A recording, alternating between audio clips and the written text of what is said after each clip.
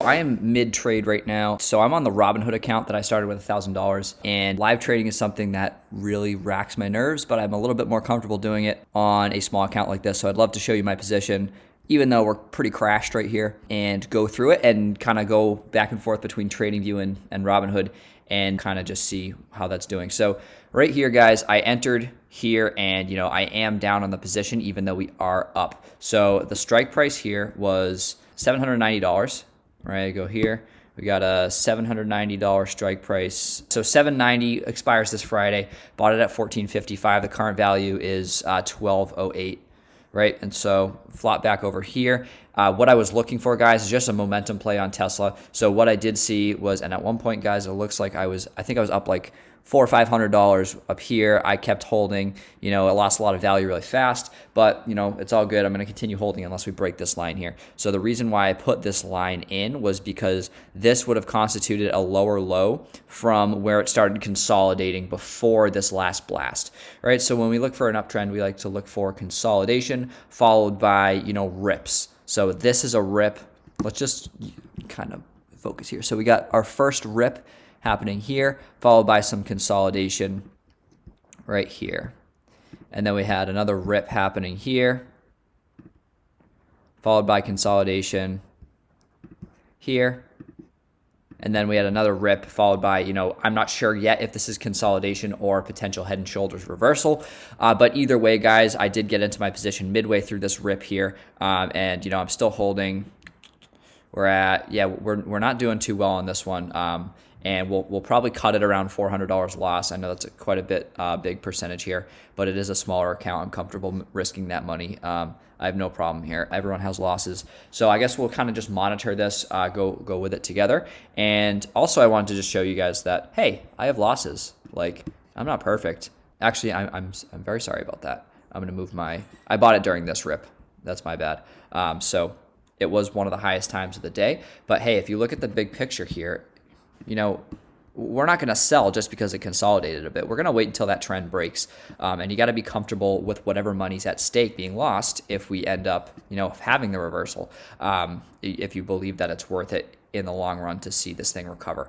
If I were a betting man, I would say that we get a nice bounce at this consolidation period.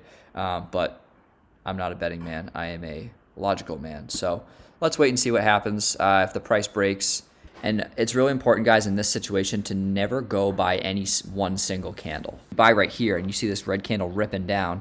You gotta look at the overall trend, and you gotta be comfortable being down a bit and trusting your position. And you see, guys, I'm leaving all emotions out of this decision. This is something where I'm just letting the stock do what it does, and if the machine that I derived from the stock price, if this machine ends up telling me to sell, I sell.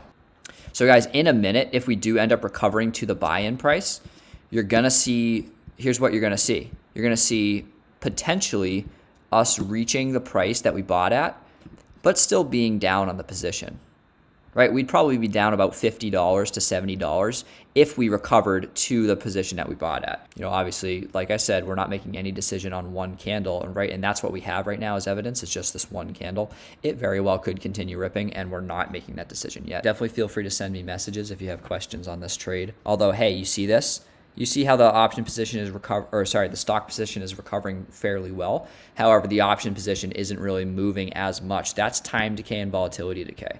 Again, this is not a resistance line, right? Even though we did get the rejection here, this is not a resistance line. It's just the line at which I opened the position. So that's a significant amount of rejection at an arbitrary price point, which is something, that indicates potential backside of a head and shoulders. You got to be able to wait positions out and stick to your plan and not get scared seeing that red. A lot of seller pressure here, though. You see this high upper shadow? That means a lot of seller pressure. A lot of people had limit sells up here. A lot of people that bought in at this rip, like myself, and we're just waiting to break even to sell. That's what you're seeing there, and that's what support and resistance is. Limit orders that are being filled at psychological price points. Unfortunately, let's take a look at the last 10 minutes of this position. So 1040 to 1047, the price of the option has remained pretty constant. But what has happened to the stock price? Last 10 minutes, guys, the stock price has increased by almost 1%. Price is going up, but it's not going up fast enough. Guys, right now, because I opened the position here and we are at the exact same price, we're losing 12%. All right, so you're racing against the clock. If we can make a high on the day, I'll feel comfortable holding this position. But if we end up consolidating any more between 744 and 746, I'm gonna cut it. All right, so let's cut this position. Consolidation, I don't really see this breaking a high for the day. Unfortunately, it's gonna be about a $240 loss, but 1230. I'm cool with that. 1215, whatever it is. So we're out of this position. We lost $240. Obviously not the way I would have liked the video to go, but I think it's important to show my losses as well.